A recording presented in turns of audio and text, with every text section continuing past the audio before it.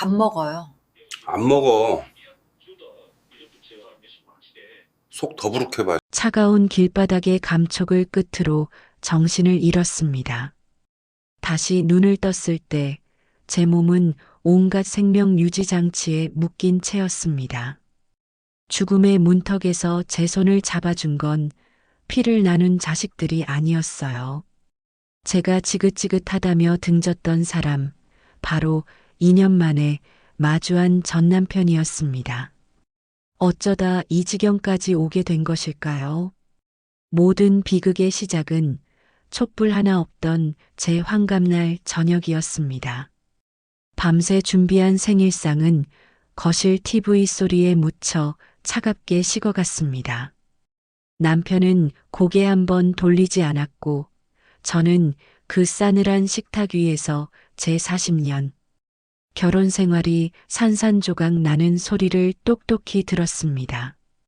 그날 밤 제 인생에 단단했던 두개 처음으로 금이 가기 시작한 것이지요. 영상 보시기 전 구독, 좋아요 눌러주세요. 더 좋은 영상 제작에 큰 도움이 됩니다. 부탁드리겠습니다. 20살 앳된 나이에 그 사람을 만나 결혼을 했습니다. 세상이 온통 제 것 같았지요. 가난한 살림이었지만 마음만은 부자였습니다. 좁은 단칸방에서 시작한 신혼이었지만 밤하늘의 별을 이불 삼고 서로의 온기를 등불 삼아 하루하루를 살아냈습니다. 남편은 성실한 사람이었어요. 말이 많지는 않았지만 매일 새벽 누구보다 먼저 일어나 일터로 향하는 그 듬직한 뒷모습에서 저는 평생을 기댈 수 있는 단단한 벽을 보았습니다. 첫 아이를 낳았을 때의 기쁨은 지금도 잊을 수가 없습니다. 제 모든 세상이 그 작은 생명체를 중심으로 돌아가기 시작했어요. 연이어 태어난 아이들까지 북적이는 새 아이의 웃음소리가 집안을 가득 채웠고 저는 그 소리를 자장가 삼아 고된 줄도 모르고 세월을 보냈습니다. 아이들 밥 먹이고 씻기고 입히고 재우는 일이 제 하루의 전부였습니다. 남편의 빳빳하게 다려진 와이셔츠와 매일 바뀌는 반찬들은 제 자부심이자 사랑의 표현이었지요. 제가 바란 것은 정말 대단한 것이 아니었어요. 남들처럼 번듯한 아파트에 살고 좋은 옷을 입고 비싼 음식을 먹는 것을 꿈꾸지 않았습니다. 그저 이 고생 끝에 아이들이 모두 자라 제품을 떠나고 남편이 고단한 사회생활을 마무리하고 나면 그때는 우리 두 사람만의 시간이 오리라고 굳게 믿었습니다. 함께 손을 잡고 동네 공원을 산책하고 텃밭을 가꾸며 서로의 얼굴에 늘어난 주름을 어루만져주는 그런 소박한 노후를 그렸습니다. 수십 년간 쉴 틈 없이 돌아가던 제 삶의 톱니바퀴가 멈추고 나면 그 사람과 마주 앉아 그때는 그랬었지 하며 웃음 섞인 회포를 푸는 것. 그것이 제가 40년간 품어온 유일하고도 간절한 기대였습니다. 언제부터였을까요?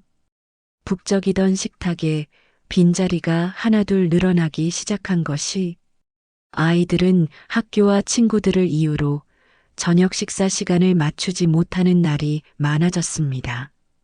남편의 어깨는 책임감의 무게로 점점 더 단단해졌지만 그만큼 말수도 줄어들었습니다.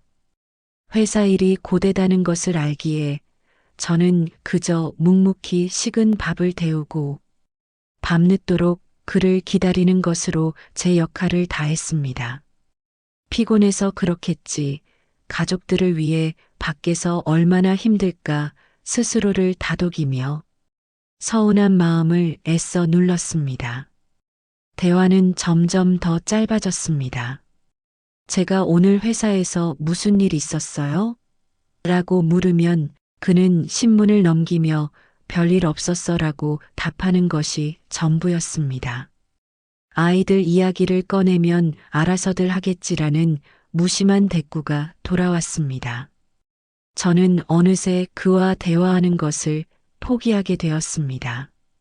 그저 그의 건강과 안위를 챙기는 것이 아내의 도리라고 생각하며 제 마음속에 쌓여가는 공허함을 외면했지요. 아이들이 모두 결혼해서 집을 떠났을 때 텅 빈 집안에 남편과 저 단둘만 남게 되었습니다. 저는 이제야말로 제가 꿈꾸던 시간이 왔다고 생각했어요. 하지만 그 기대는 처참히 무너졌습니다. 넓은 집을 가득 채운 것은 다정한 대화가 아니라 숨막히는 침묵이었습니다. 남편은 소파와 한몸이 되어 하루 종일 TV 채널만 돌렸고 저는 그런 그의 뒷모습을 바라보며 부엌과 안방을 오가는 투명 인간이 되었습니다. 함께 마주 앉은 식탁은 세상에서 가장 어색하고 불편한 공간이었습니다. 밥알을 씹는 소리, 수저가 그릇에 부딪히는 소리만이 정막을 깨뜨렸습니다. 저는 용기를 내어 말을 걸어보기도 했습니다. 옛날 이야기를 꺼내고 이웃집 소식을 전하고 건강 프로그램을 보며 걱정 섞인 조언을 건네기도 했지요. 하지만 그는 제 말에 귀를 기울이지 않았습니다. 그저 건성으로 고개를 끄덕이거나 이내 TV로 시선을 돌려버렸습니다. 그의 관심은 오직 네모난 화면 속에만 존재했습니다.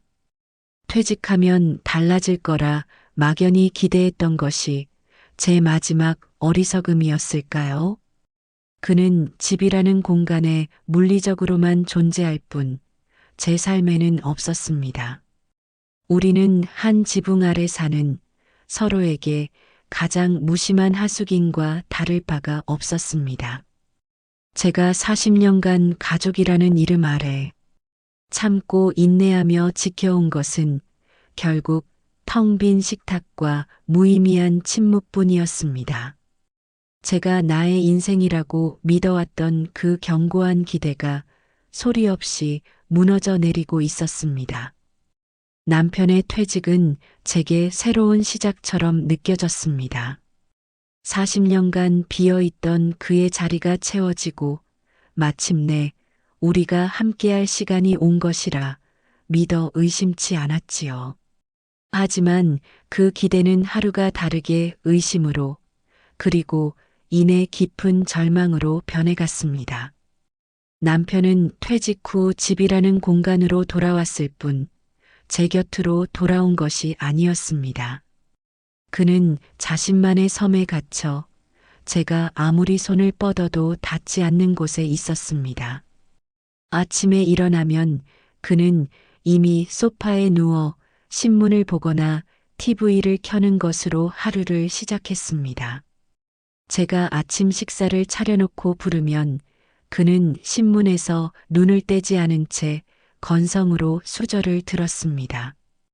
우리가 나누는 대화라고는 간장 좀, 물 좀 같은 단답형의 단어들이 전부였습니다. 식사가 끝나면 그는 곧장 소파로 돌아갔고 저는 텅 빈 식탁에 홀로 남아 식어버린 국그릇을 치워야 했습니다. 저는 이 어색한 침묵을 깨기 위해 부단히 노력했습니다. 날이 좋으니 함께 산책이라도 가자고 권하면 그는 귀찮다는 듯 손을 내저으며 혼자 다녀와라고 말했습니다. 자식들 집에라도 같이 가보자고 하면 가서 할 말도 없는데 못하러 가라며 제 제안을 번번이 묵살했습니다. 제가 정성껏 그의 보양식을 끓여내면 그는 입맛이 없다며 방으로 들어가 버렸고 잠시 후에는 제가 모르는 배달 음식을 시켜 혼자 끼니를 때우곤 했습니다. 문틈으로 새어나오는 낯선 음식 냄새와 일회용 수저가 부딪히는 소리는 제 마음에 비수처럼 꽂혔습니다. 저의 모든 노력과 정성은 그에게 아무런 의미가 없었던 것이지요. 의심의 씨앗은 제 마음속에서 걷잡을 수 없이 자라났습니다. 이 사람은 정말 나라는 존재를 어떻게 생각하고 있는 걸까? 지난 40년의 세월은 대체 무엇이었을까? 밤이면 밤마다 잠 못 이루고 뒤척이며 수많은 질문을 던졌지만 돌아오는 답은 없었습니다. 그는 제게 더 이상 남편이 아니었습니다. 그저 한 집에 사는 불편하고 무심한 하숙인일 뿐이었습니다. 결정적인 사건은 제가 건강검진 결과를 받은 날이었습니다. 얼마 전부터 몸이 좋지 않아 찾은 병원에서 당뇨 초기라는 진단을 받았습니다. 의사는 식단 관리와 운동을 꾸준히 해야 한다며 신신당부를 했지요. 저는 떨리는 마음으로 진단서를 들고 안방 문을 두드렸습니다. 혹시나 하는 마음이었습니다. 아내가 아프다는데 이번만큼은 걱정하는 기색이라도 보여주지 않을까 하는 신락 같은 희망이었지요. 하지만 제 기대는 여지없이 무너졌습니다. 제 이야기를 듣는 내내 그의 표정에는 아무런 변화가 없었습니다. 그의 입에서 나온 것은 걱정이 아닌 깊은 한숨이었습니다. 몸 관리 하나 제대로 못해서 일을 만드네. 그 차가운 한마디가 제 가슴을 후벼 팠습니다. 다음 주에 영양 상담을 받으러 같이 가줄 수 있냐는 제 부탁에 그는 버럭 화를 내며 자리를 박차고 나가버렸습니다. 쾅 하고 닫히는 현관문 소리는 제 마음에 박힌 대못이었습니다. 그날 저는 홀로 주방에 기대어 한참을 울었습니다. 40년을 함께 산 아내가 아프다는데 그의 반응은 귀찮음과 짜증뿐이었습니다. 그 순간 깨달았습니다. 더 이상 이 사람에게 아무것도 기대해서는 안 된다는 것을. 제 삶에 그는 더 이상 아무런 의미도 위로도 되지 못한다는 서글픈 진실을 마주해야만 했습니다. 그리고 제 환갑날이었습니다. 저는 마지막 희망을 걸어보기로 했습니다. 아이들도 모두 떠나고 없는 조촐한 생일이었지만 새벽부터 일어나 그가 좋아하는 음식들로 상다리가 휘어지게 생일상을 차렸습니다. 혹시나 하는 마음, 오늘만큼은 그가 제 노력을 알아주고 따뜻한 말 한마디 건네주지 않을까 하는 마지막 기대였습니다. 하지만 저녁이 되어도 그는 소파에 누운 채 TV에서 눈을 떼지 않았습니다. 제가 차려놓은 생일상을 곁눈질 한번 하지 않았지요. 여보, 저녁 드세요. 당신 좋아하는 갈비찜 했어요. 제 목소리는 공허하게 거실을 맴돌다 사라졌습니다. 식탁 위에서 정성껏 만든 음식들이 온기를 잃어가는 동안 제 마음속 마지막 기대감도 차갑게 식어갔습니다. 그 순간 제 안에서 무언가 단단히 결심이 섰습니다. 저는 조용히 일어나 소파에 누워있는 그의 앞으로 걸어갔습니다. 그리고 제 인생에서 가장 어렵고도 단호한 말을 꺼냈습니다. 이혼해요, 우리. 제 이혼 선언은 둑이 터지듯 조용했던 저희 집에 거대한 파문을 일으켰습니다. 남편은 며칠간 제게 말 한마디 걸지 않았지만 그 침묵은 동의가 아닌 경멸에 가까웠지요. 하지만 정작 제 심장을 얼어붙게 만든 것은 남편의 냉대가 아니었습니다. 제가 낳고 제 모든 것을 바쳐 키운 제 분신과도 같았던 아이들의 반응이었습니다. 가장 먼저 소식을 들은 큰아들에게 전화를 걸었습니다. 저는 을에 제 편이 되어줄 것이라 믿었어요. 평생을 참고 사신 어머니의 마음을 조금이라도 헤아려 주리라 생각했습니다. 하지만 수화기 너머로 들려온 아들의 첫마디는 제 기대를 산산조각 냈습니다. 어머니, 지금 제정신이세요? 마치 철없는 아이를 꾸짖는 듯한 짜증이 가득 섞인 목소리였습니다. 저는 떨리는 목소리로 더 이상은 힘들어서 못 살겠다고, 너희 아버지가 나를 없는 사람 취급한다고 수십 년 묵은 설움을 토해냈습니다. 하지만 아들은 제 고통에 공감하지 않았어요. 오히려 아버지를 변호하기 시작했습니다. 아버지가 평생 밖에서 고생하시면서 우리를 어떻게 키우셨는데요. 그 나이에 이혼이라니요. 남들 보기 창피하지도 않으세요? 창피하다는 그 말이 제 가슴에 대못처럼 박혔습니다. 제 40년의 고통은 아들에게 그저 남들에게 보이기 창피한 치부일 뿐이었습니다. 아들은 끝내 제게 이기적이라는 말을 남기고 전화를 끊어버렸습니다. 저는 한동안 멍하니 수화기를 든 채 서 있어야만 했지요. 혹시나 딸은 다를까 싶어 며칠 후 직장 근처 카페에서 딸 지혜를 만났습니다. 딸은 다짜고짜 저를 몰아세웠습니다. 엄마, 정말 왜 그러세요? 아빠가 바람을 피웠어요. 돈을 안 벌어왔어요? 남들처럼 술 마시고 주정하는 것도 아니잖아요. 딸의 눈에 비친 아버지는 아무런 결점이 없는 가장이었습니다. 제가 수십 년간 겪어온 정서적 학대와 외로움은 딸에게는 그저 나이 든 여자의 투정으로밖에 보이지 않았던 것이지요. 제가 눈물로 호소하며 돈만 벌어다 주면 그게 남편 노릇의 전부니? 라고 되묻자 딸은 차가운 표정으로 저를 바라보며 말했습니다.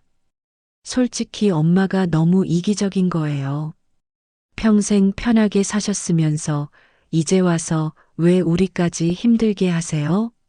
그 순간 저는 딸의 얼굴에서 낯선 사람의 모습을 보았습니다. 제 모든 희생과 헌신은 편하게 산 것으로 치부되었고 제 고통은 가족을 힘들게 하는 이기심이 되어 있었습니다. 마지막 희망은 막내 아들이었습니다. 어릴 적부터 유독 저를 따랐던 아들이기에 막내만큼은 제 마음을 알아주리라 믿었습니다.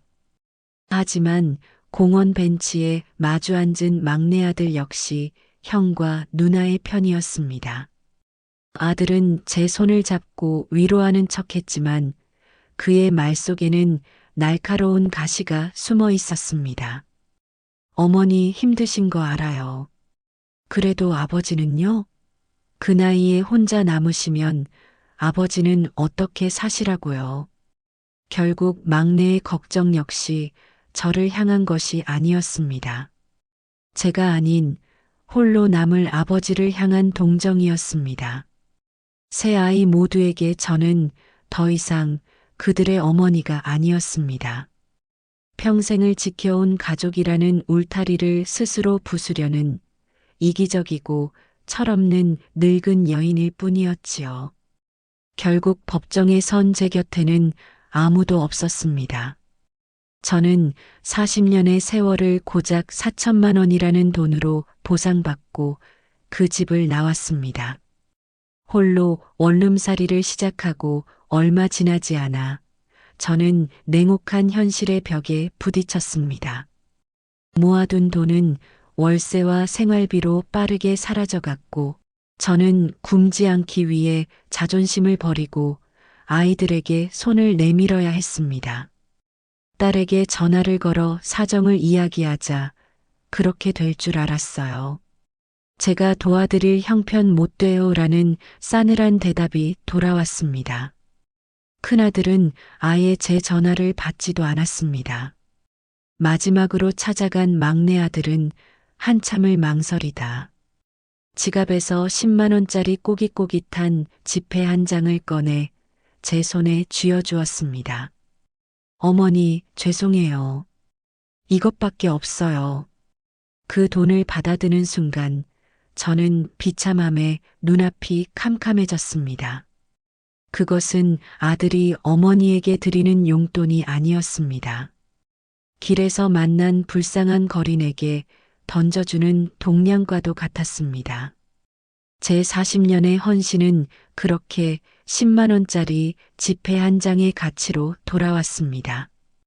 그날 저는 깨달았습니다. 저는 아이들에게 완벽하게 버려졌다는 것을, 제 인생 전부를 바쳐 이룬 가족이라는 신기루가 얼마나 허망한 것이었는지를 말입니다.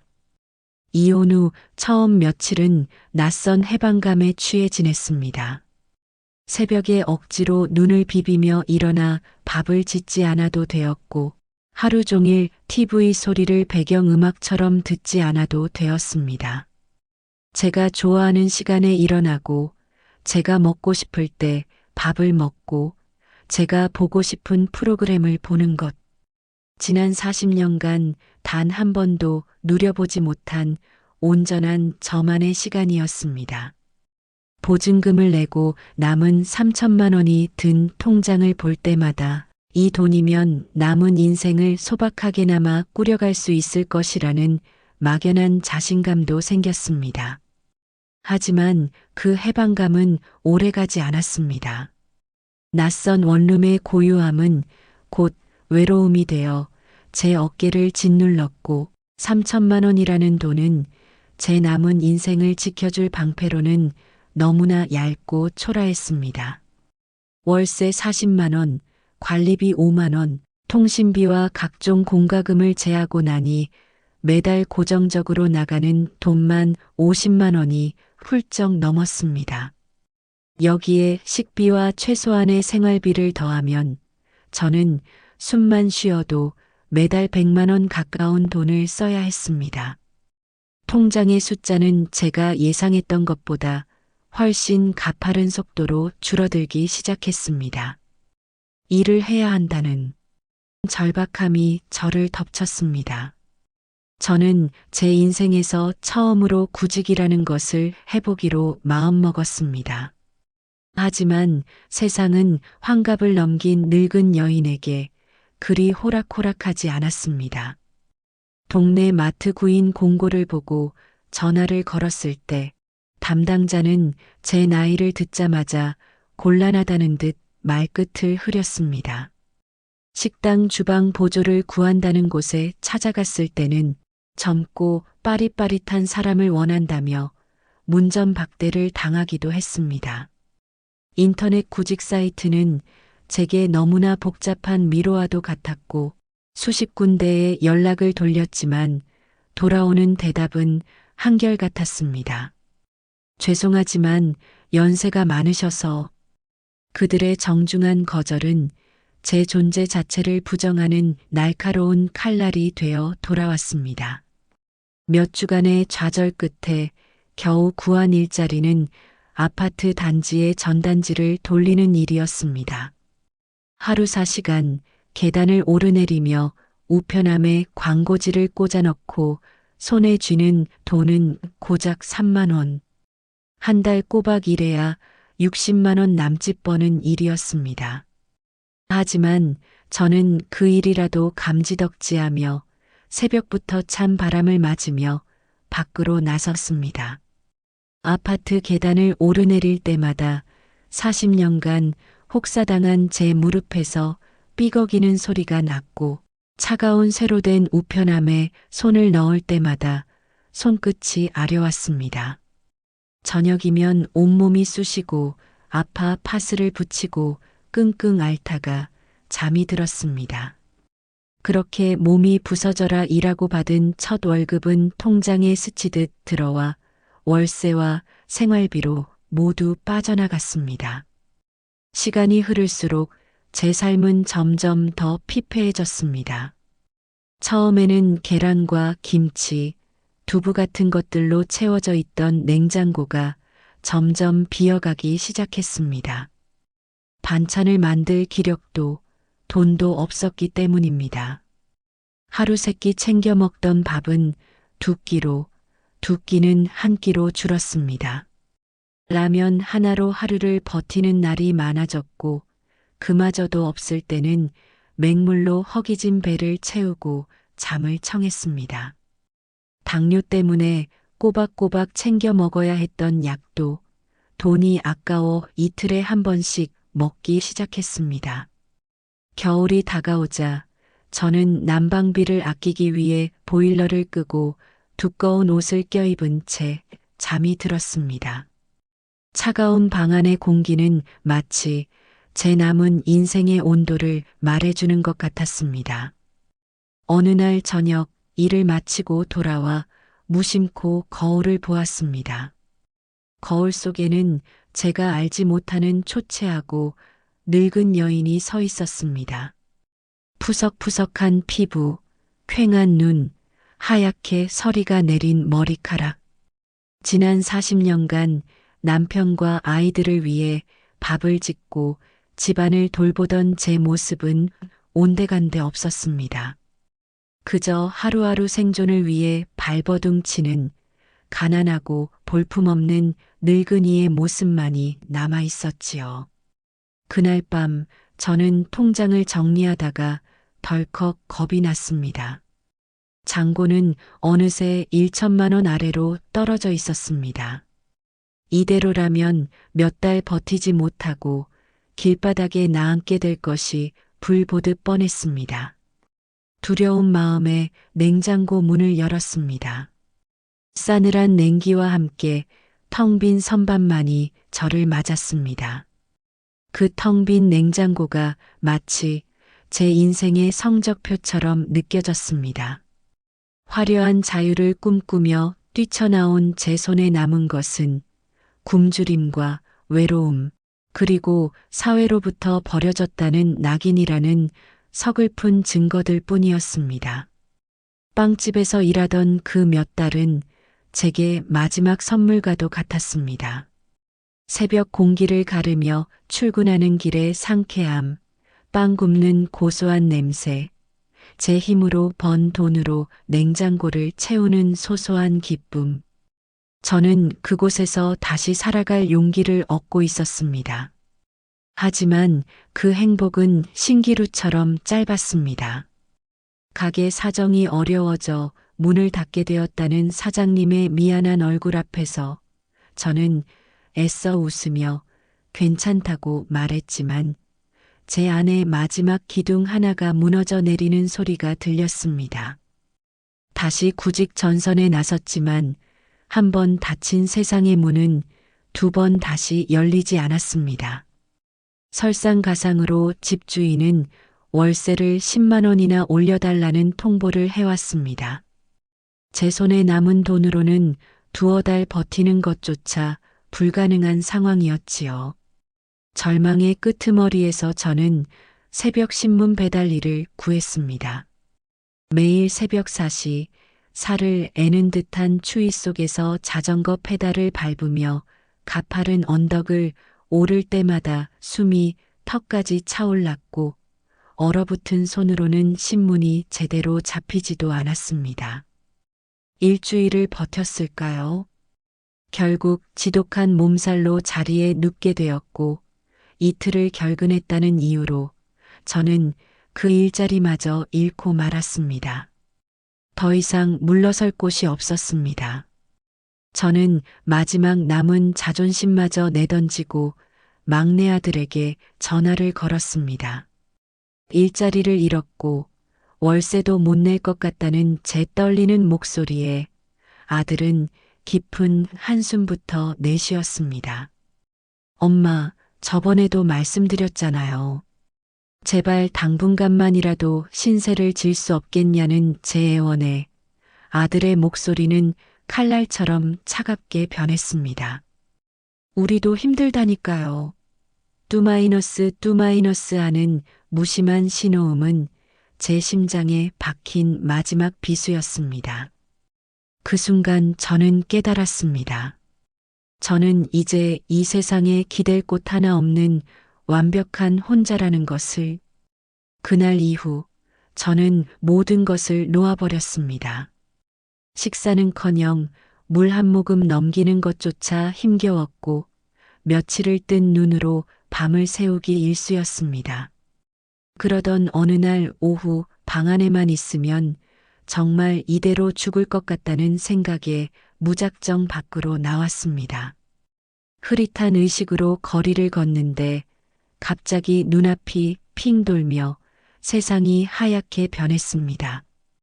다리에 힘이 풀리면서 저는 그대로 길바닥에 쓰러졌습니다. 웅성거리는 사람들 소리가 멀어져 가고 제 의식은 깊고 어두운 터널 속으로 빨려 들어갔습니다. 아, 이대로 그냥 끝나는구나. 그것이 제 마지막 생각이었습니다. 제가 다시 눈을 뜬 곳은 온통 하얀 병원 응급실이었습니다. 의사는 심각한 표정으로 제 상태를 설명했습니다. 오랫동안 당뇨 관리를 하지 못한 탓에 급성 심부전이 왔고 몸 전체에 염증이 퍼지는 폐혈증까지 진행 중이라는 것이었습니다. 당장 혈액 투석을 시작해야 합니다. 아주 위급한 상황입니다. 의사의 말은 제게 마치 사형 선고처럼 들렸습니다. 간호사가 보호자에게 연락해야 한다며 제 가방에서 휴대폰을 꺼냈고 저는 말릴 기력조차 없었습니다. 간호사는 큰아들과 딸에게 차례로 전화를 걸었지만 아무도 받지 않았습니다. 마지막으로 막내 아들에게 연결되었을 때 저는 희미한 의식 속에서 간호사의 다급한 목소리를 들었습니다. 어머님이 지금 굉장히 위독하십니다. 빨리 병원으로 와주셔야 할 것 같아요. 수화기 너머로 잠시 침묵이 흘렀고 이내 아들의 목소리가 들려왔겠지요. 간호사의 표정이 점점 난처하게 굳어갔습니다. 전화를 끄는 간호사는 제게 시선을 피하며 작게 말했습니다. 보호자분께서 지금은 오시기 힘들다고 하시네요. 그 말을 듣는 순간 제 눈에서 뜨거운 눈물이 흘러내렸습니다. 슬픔도 원망도 아니었습니다. 그저 모든 것이 끝났다는 체념이었습니다. 저는 제 인생이라는 무대 위에서 철저하게 혼자였습니다. 40년간 가족이라는 이름의 허상을 쫓아 달려온 제 삶의 마지막은 이렇게 아무도 없는 낯선 병실에서 죽음을 기다리는 것이었습니다. 저는 말없이 눈을 감았습니다. 제 몸에 연결된 기계의 차가운 신호음만이 제가 아직 살아있다는 사실을 지겹도록 일깨워주고 있었습니다. 모든 감각이 흐릿해지고 의식이 아득한 저편으로 가라앉고 있을 때였습니다. 누군가 제 병실 문을 열고 들어오는 희미한 소리가 들렸습니다. 저는 자식들 중 하나일 것이라 생각하지 않았습니다. 그들에게 저는 이미 죽은 사람이나 마찬가지였으니까요. 아마도 제 마지막을 정리하기 위해 온 병원 관계자이거나 아니면 저승사자일 것이라 막연히 짐작했습니다. 저는 힘겹게 눈꺼풀을 들어 올렸습니다. 제 침대 곁으로 다가온 사람은 제 기억 속보다 훨씬 더 늙고 지쳐 보이는 얼굴을 한 제 전 남편이었습니다. 그는 아무 말도 하지 않았습니다. 그저 미동도 없이 서서 온갖 기계에 둘러싸여 겨우 숨만 내쉬고 있는 저를 가만히 내려다볼 뿐이었습니다. 그의 무표정한 얼굴에서 저는 어떤 감정도 읽을 수 없었습니다. 원망도 동정도 연민도 아니었습니다. 그저 텅 빈 것 같은 그의 눈동자가 저를 향해 있었습니다. 저는 그 시선을 마주할 힘이 없어 다시 눈을 감았습니다. 이제 와서 왜? 라는 물음조차 떠오르지 않을 만큼 제 영혼은 완전히 방전된 상태였습니다. 잠시 후 그는 조용히 병실을 나가 의사를 찾아갔습니다. 저는 문틈으로 새어나오는 의사의 심각한 목소리를 들었습니다. 제 상태가 얼마나 위중한지 당장 치료를 시작하지 않으면 오늘 밤을 넘기기 힘들 수도 있다는 절망적인 이야기들이었습니다. 저는 그 모든 말을 들으며 그저 이 모든 것이 빨리 끝나기만을 바랐습니다. 그런데 이어진 것은 제가 예상하지 못한 행동이었습니다. 그는 의사와의 면담을 마친 뒤 망설임 없이 원무과로 향했습니다. 그리고 제가 감당할 엄두조차 내지 못했던 막대한 병원비를 그의 카드로 결제했습니다. 승인되었습니다라는 기계음이 제 귓가에 희미하게 들려왔습니다. 그는 다시 병실로 돌아와 간호사가 내민 혈액투석 및 집중치료 동의서에 묵묵히 서명을 했습니다. 보호자란에 적힌 김태준이라는 세 글자를 보는 순간 저는 기이한 감정에 휩싸였습니다. 법적으로 우리는 이미 남남인데 그는 왜 저를 위한 법적 책임을 지려 하는 것일까요? 그의 행동은 제게 어떤 동의도 구하지 않은 일방적인 결단이었습니다. 그는 죽음의 문턱에 서 있는 저를 강제로 삶의 편으로 끌어당기고 있었습니다. 그날 이후 고통스러운 치료의 시간이 이어졌습니다. 하루에도 몇 번씩 제 몸의 피가 기계를 통해 걸러져 나왔고 수많은 주사바늘이 제 팔을 파고들었습니다. 의식이 돌아왔다 흐려지기를 반복하는 동안 그는 매일같이 제 곁을 지켰습니다. 그는 여전히 말이 없었습니다. 그저 의자 하나를 가져다 놓고 신문을 보거나 창밖을 내다보며 시간을 보낼 뿐이었습니다. 간호사가 제 상태를 확인하러 들어올 때만 잠시 자리를 비켜주었고 제가 통증으로 신음할 때면 말없이 제 이마의 땀을 닦아주곤 했습니다. 우리는 단 한마디의 대화도 나누지 않았습니다. 왜 나를 버리고 떠났냐는 원망도, 왜 이제 와서 나타났냐는 질책도 없었습니다. 고맙다는 말도, 미안하다는 말도 오가지 않았습니다. 그저 두 사람의 숨소리와 병실의 기계음만이 공간을 채우는 기묘한 동거였습니다. 저는 가끔 그를 훔쳐보았습니다. 그는 제가 알던 40년 전의 젊은 남편도 2년 전에 무심한 남편도 아니었습니다. 그저 낯설고 늙은 한 남자가 그곳에 앉아 있을 뿐이었습니다.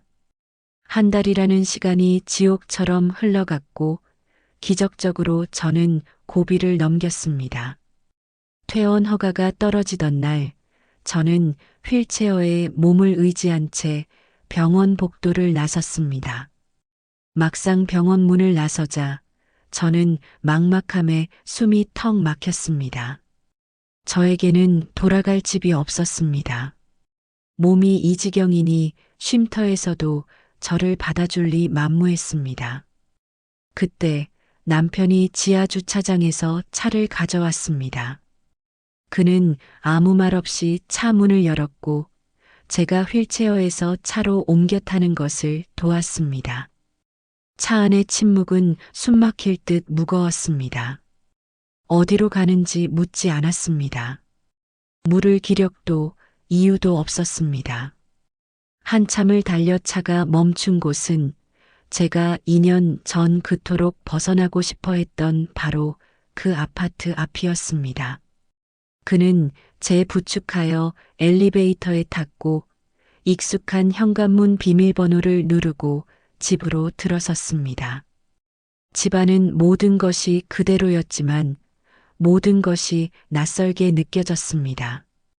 그는 저를 우리가 함께 쓰던 안방이 아닌 아이들이 쓰던 작은 방으로 데려갔습니다. 그 방에는 깨끗한 이부자리가 미리 깔려 있었습니다. 그는 제 어깨에 걸쳐진 겉옷을 벗겨주며 2년 만에 처음으로 제게 말했습니다. 몸 회복될 때까지 여기 있어. 그것은 명령도 부탁도 아니었습니다. 그저 거스를 수 없는 하나의 결정이었습니다. 저는 아무 대답도 하지 못하고 그가 깔아준 이부자리 위에 힘없이 주저앉았습니다. 제 의지와는 상관없이 저는 다시 그가 사는 공간으로 돌아와 있었습니다. 그 집에서의 생활은 마치 시간이 멈춘 듯 고요했습니다. 저는 대부분의 시간을 그가 내어준 작은 방 침대에 누워 창밖을 바라보며 보냈습니다. 일주일에 2번 그는 말없이 저를 부축해 병원으로 데려가 투석 치료를 받게 했고 돌아오는 길에는 약국에 들러 한가득 약을 타왔습니다. 그는 제가 먹는 약의 종류와 시간을 저보다 더 정확하게 기억하고 있었습니다. 우리의 동거는 여전히 침묵으로 이루어졌습니다. 그는 거실에서 TV를 보거나 신문을 읽었고 저는 작은 방에서 죽은 듯이 누워 있었습니다.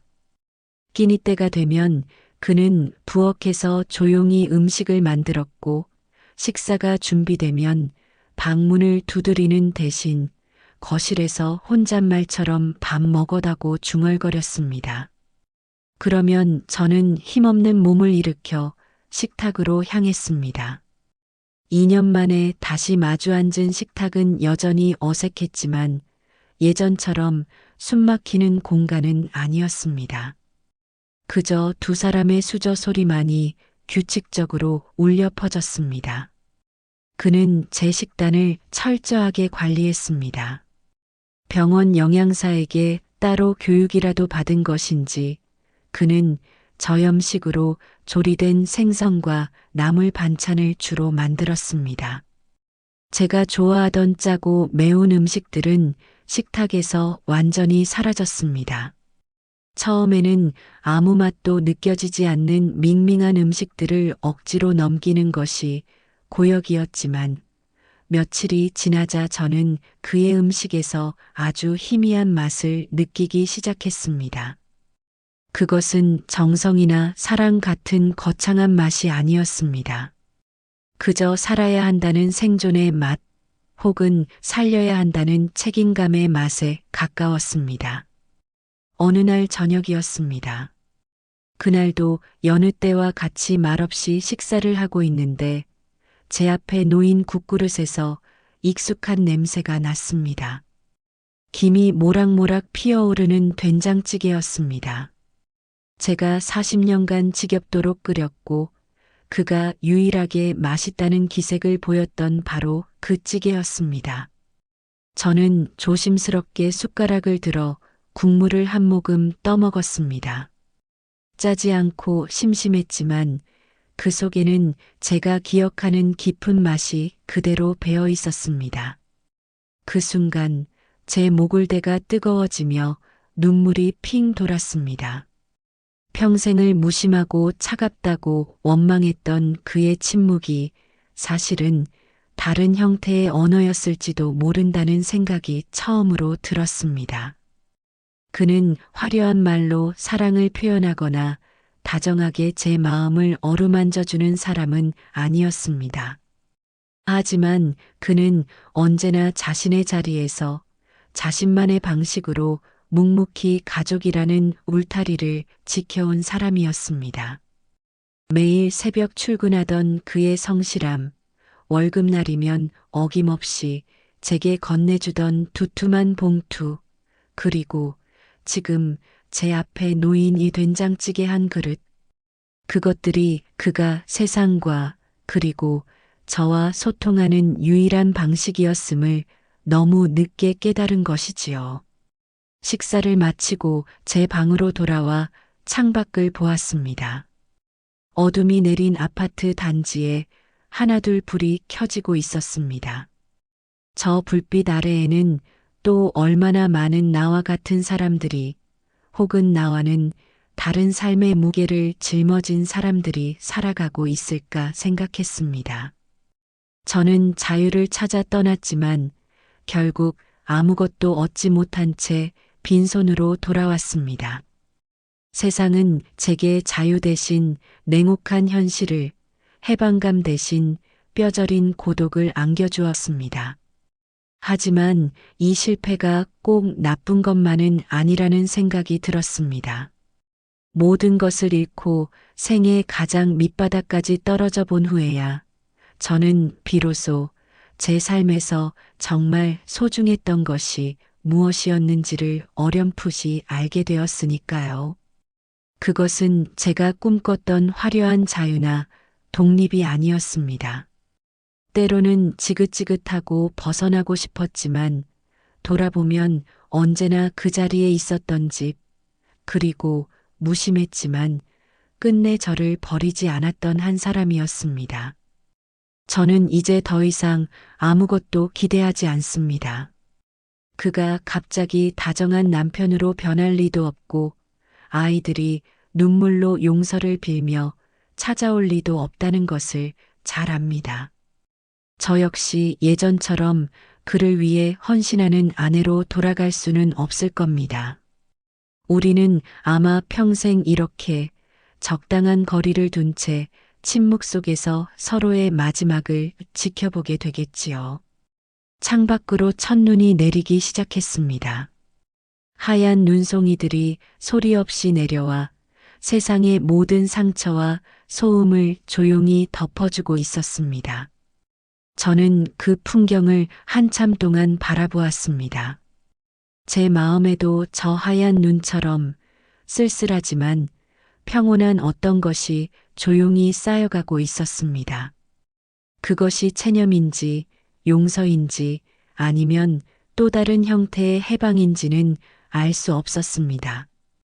다만 40년 만에 처음으로 저는 이 지긋지긋했던 삶을 있는 그대로 받아들일 수 있을 것 같다는 예감이 들었습니다.